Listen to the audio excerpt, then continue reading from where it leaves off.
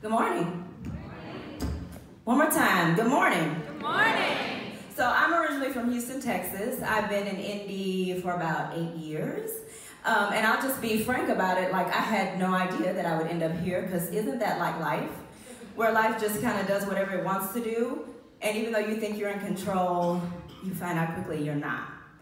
And with that being said, I think about death a lot. And I promise I won't bring the energy down. Y'all like, what the hell? I do. I think about death a lot. And the reason is because a few years ago, I lost my brother to a drowning. And in that moment, I was all of a sudden faced with my mortality, right?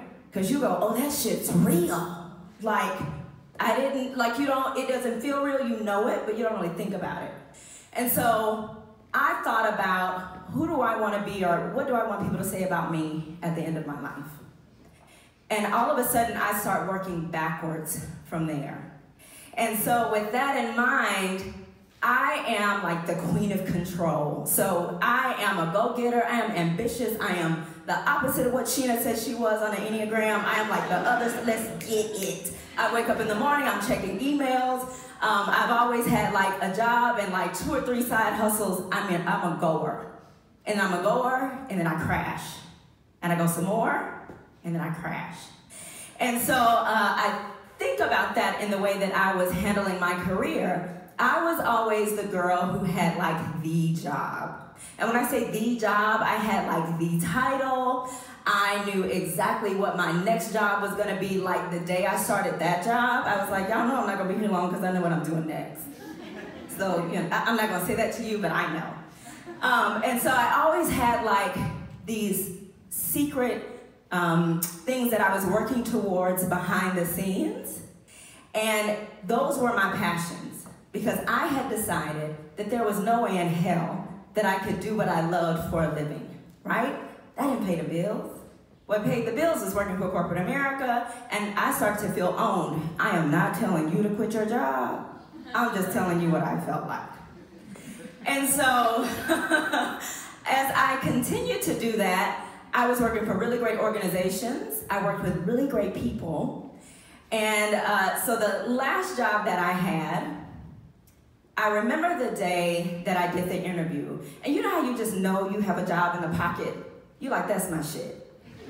Y'all gonna hire me. You might not know, but I know. And true enough, that's what happened. I got hired. So I get into the job, and day one I have 600 emails. And I'm like, oh Lord, what is this about? And the energy was quick, and it was fast, and it was very, very much so high learning. And like every day I showed up to work, it was something new, which is super exciting for me. But also I realized that I can do this, but you're not gonna have time for anything else. Because when I used to go home, I was spent. I was done. Like, people would call me, I would just watch the phone ring. Or I also sing on the side, and just the thought of like practicing after all of that, I was like, I don't have it.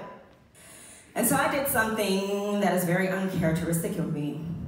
I showed up one day at work. I had sent 2 of my friends a text on a Friday and said, I don't know if I made the right decision when I took this job. All 6 figures.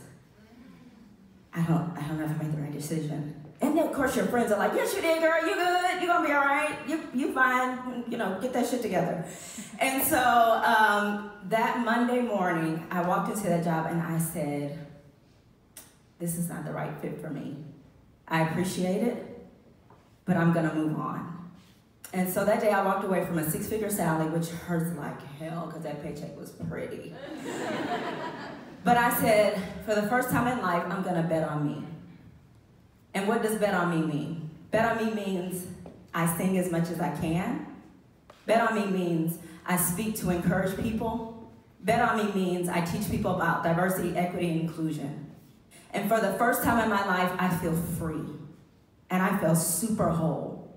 Because when I think about when my brother died and showing up at his funeral and hearing what people said about him and knowing that every word was true, I knew that was what I wanted to be at the end of my life. Thank you.